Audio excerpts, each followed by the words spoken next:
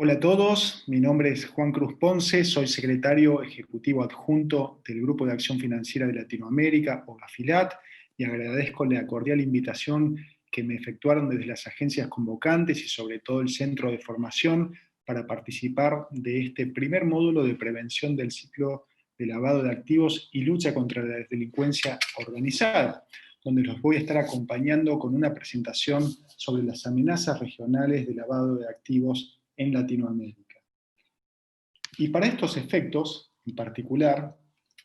me voy a referir a una de las últimas herramientas que hemos lanzado desde el GAFILAT, en donde hemos contado con el apoyo técnico de la Agencia de Cooperación Alemana para el Desarrollo GIZ,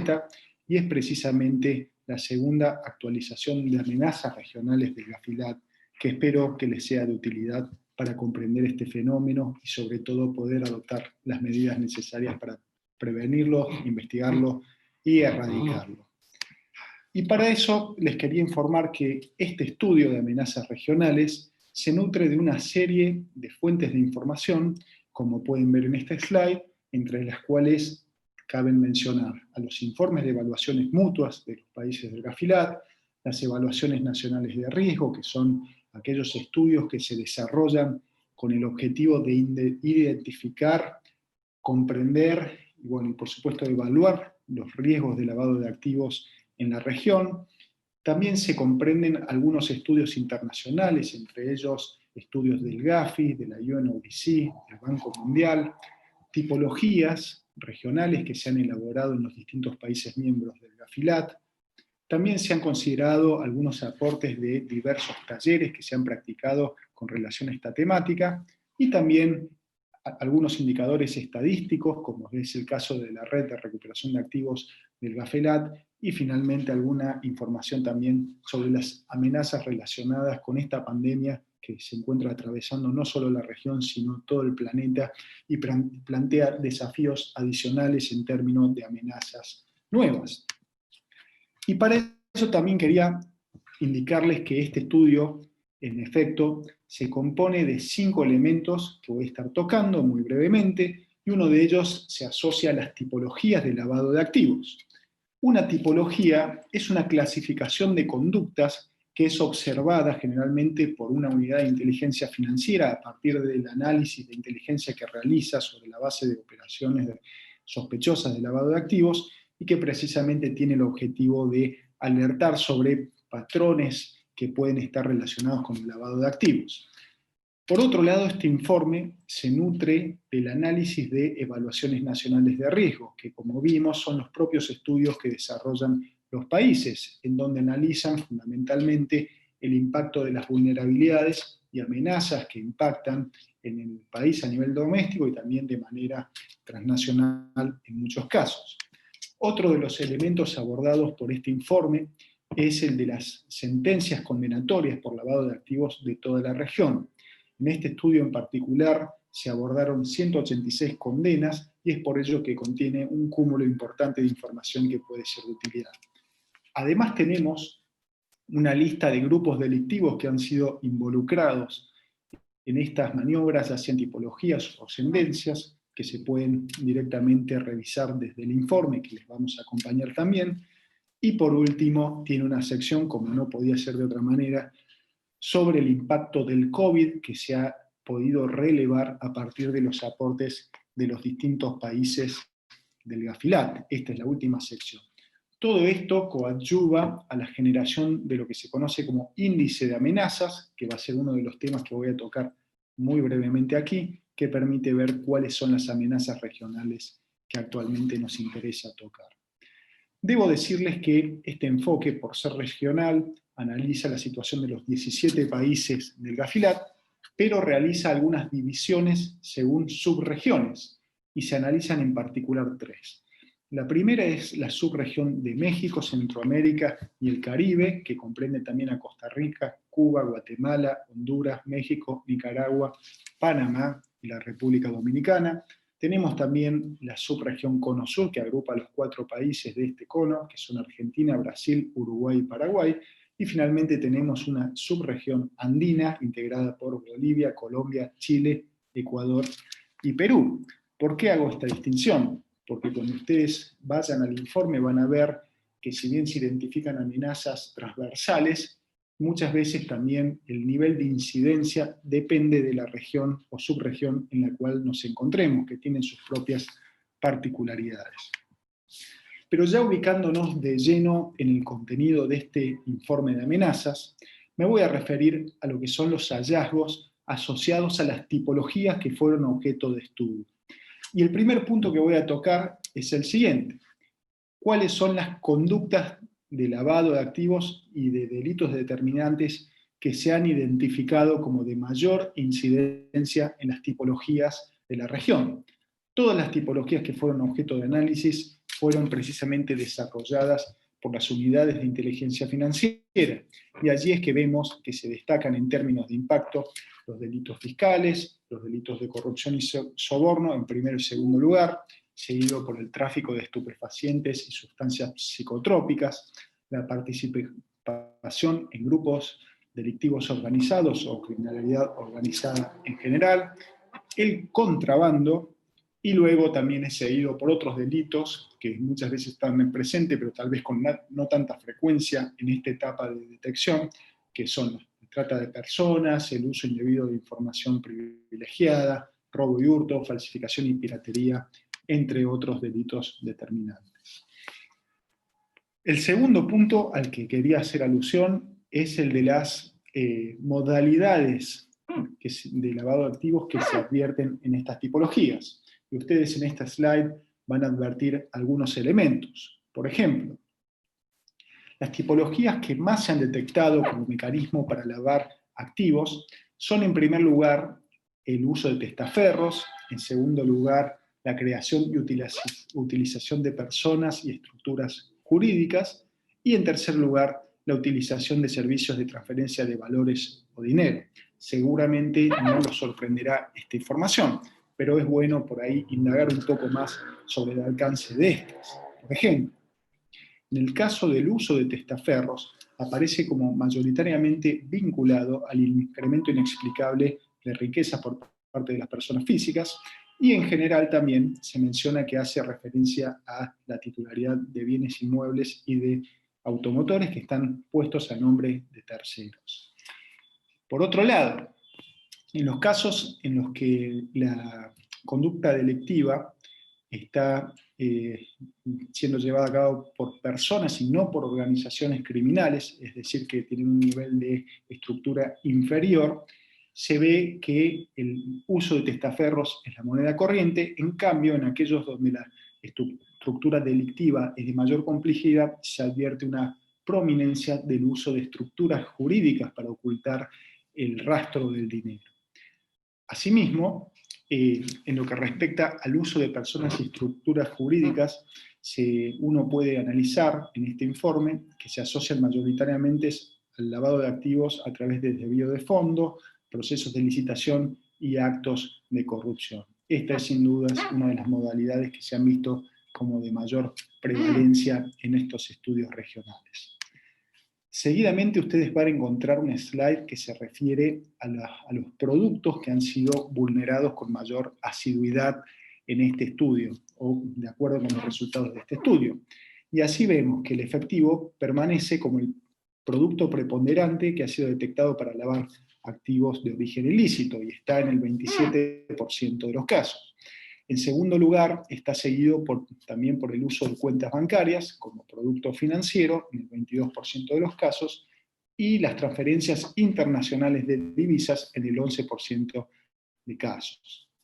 Todos sabemos que el efectivo tiene algunas ventajas para los delincuentes, precisamente porque fomenta el anonimato de las operaciones y con ello dificulta la capacidad de rastrear la ruta del dinero. Luego tenemos también, en el caso de los productos financieros, y específicamente en lo que respecta a las cuentas bancarias, el hecho de que éstas permiten cierta seguridad en el tráfico de las operaciones, generan también facilidad y rapidez y una amplia variedad de movimientos, lo cual es compatible con la etapa de estratificación y colocación de las etapas de lavado de activos, y es por ello que sigue siendo frecuentemente vulnerado. Y también se observa que existen tipologías relacionadas con delitos de crimen organizado y delitos fiscales que tienen una mayor diversificación de productos utilizados, en donde se usan, por ejemplo, además de cuentas, también cheques, transferencias internacionales, entre otros productos. Es interesante también ver, además de las modalidades y de los delitos involucrados en las tipologías, cuáles son los sectores que generalmente han sido vulnerados. Y de esta sección se identifica que el sector bancario es el sector más vulnerado para el lavado de activos en la región y que está representado por un 33% de los casos. Está seguido por las instituciones públicas en un 18% y en tercer lugar por el sector automotriz y después el sector inmobiliario. En este punto en particular, me interesa destacar que la vulneración de las instituciones públicas se encuentra principalmente asociada al delito determinante de corrupción, específicamente el soborno o cohecho. En el caso de la vulneración del sector automotor, vemos que generalmente es utilizado a partir de conductas de lavado mediante la adquisición de automotores para ocultar el origen ilícito de los bienes. Y en lo que respecta al sector inmobiliario, todos sabemos que son sectores de mucha materialidad en los sistemas y que suele ser una de las elecciones preferidas de los delincuentes para ocultar también los ingresos de fuente ilícita, ya que también puede prestar cierta facilidad para la manipulación del precio de los inmuebles y de esa forma fortalecer la capacidad de estos para ocultar ese rastro del dinero sucio. Adicionalmente a lo que ya vimos de tipologías, toca referirme a lo que es la parte en la que se analizan las evaluaciones nacionales de riesgo de los países. Y en este punto se han analizado los 17 informes que han desarrollado los países de la región. Es interesante destacar que los delitos determinantes que se han verificado en las tipologías no necesariamente son los mismos que son identificados en las evaluaciones nacionales de riesgo. Y esto se debe a que las evaluaciones tienen una amplitud mayor de fuentes de información. Y es así que nosotros en esta slide podemos ver un ranking de cuáles son los delitos determinantes que se han visto con mayor incidencia y frecuencia en las evaluaciones de nuestros países. Y allí es que tenemos el tráfico ilícito de estupefacientes y sustancias psicotrópicas en un 15% de los casos, el contrabando en un 14%, la corrupción y el soborno junto con el tráfico ilícito de migrantes y de seres humanos en el 12%, la participación en los grupos organizados de criminalidad 8%, y en igual proporción tenemos también a la extorsión y delitos ambientales, ambos en un 7%. Entre todos estos delitos tenemos que representan casi el 75% de las amenazas detectadas en estas evaluaciones nacionales de riesgo. En tercer lugar, ahora cabe referirse al bloque del análisis de sentencias, en el cual se han analizado 186 condenas, como les dije con anterioridad. Y en el caso de las sentencias, tenemos que tener presente que ya no hablamos de la fase de identificación o evaluación, tampoco de la detección e investigación, sino ya propiamente del eslabón de la represión, que es la última etapa y que muchas veces, digamos, es el resultado de todas las anteriores. De nuevo, aquí los resultados no necesariamente son consistentes con las fases previas, ya que lo que se busca es tener una foto amplia a partir de todas las etapas que integran esta cadena de valor. Y es así como nosotros vemos que del análisis de sentencias condenatorias surge que las condenas por lavado tienen como principales delitos determinantes el transporte ilícito de dinero por frontera, luego el tráfico de estupefacientes y sustancias psicotrópicas, la participación de grupo delictivo organizado, seguido por corrupción y soborno y estafa también. Además está la nómina que ustedes pueden ver en este gráfico luego con mayor profundidad.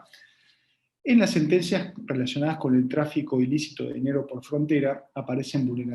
vulneradas generalmente las instituciones públicas, pero fundamentalmente las agencias aduaneras.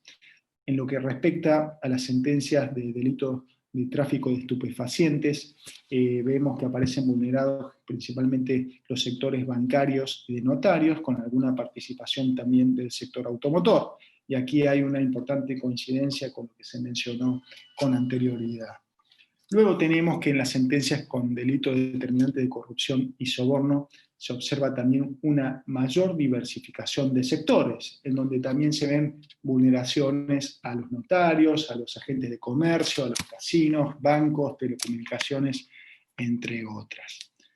¿Cuáles son las tipologías que se han identificado como más frecuentes en las sentencias? Bueno, el uso de testaferros, la utilización de personas y estructuras jurídicas, y también el uso de los productos de dinero en efectivo, del uso de cuentas bancarias y transferencias de divisas tanto a nivel doméstico como internacional.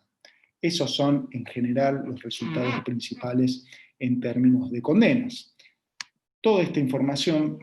nos lleva ahora a referirnos a lo que es el índice de amenazas regionales del GAFILAT, que fue construido sobre una serie de indicadores precisamente para ver cuáles son las amenazas que tienen mayor impacto y que son transversales en cada uno de nuestros países.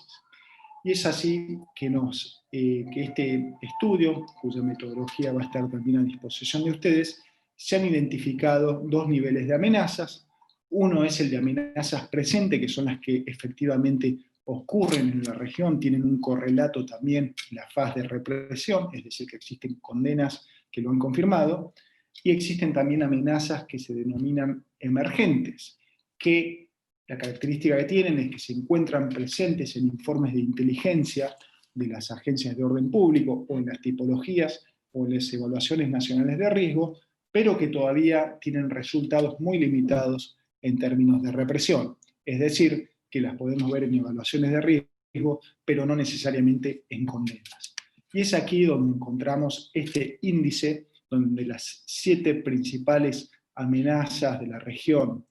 presentes son el tráfico ilícito de estupefacientes y sustancias psicotrópicas, el transporte ilícito de dinero por frontera, la corrupción y soborno, la participación en grupo delictivo organizado, los delitos fiscales, la estafa y el contrabando. Esto es de importancia sobre todo para actualizar las matrices de riesgo o sobre todo los manuales que permiten a las autoridades identificar alertas para sus investigaciones.